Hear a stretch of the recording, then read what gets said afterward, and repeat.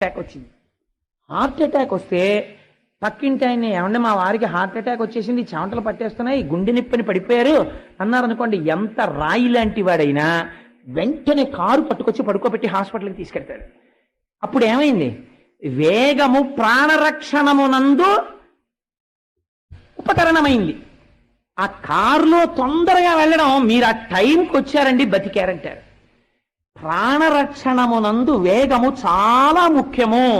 ఉన్నది కదా వేగం అని చెప్పి దిక్కుమాలిన వాళ్ళందరినీ మనం రోడ్ల మీద చూస్తుంటామే, ఎందుకు వెళ్ళిపోతాడో తెలియదు, తూనీగా వెళ్ళిపోయినప్పుడు వెళ్ళిపోతే ఎవరి మీద పడిపోతాడు.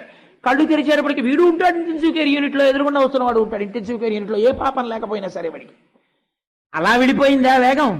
అది కాదు వేగం, ఒకరిని రక్షించడానికి పనికొచ్చేటటువంటి వేగము వేగము. మీరు అందుకే హనుమ వేగము దేనికి ఉపయోగపడుతుంది మీరు రామాయణంలో జాగ్రత్తగా పరిశీలన చెయ్యండి.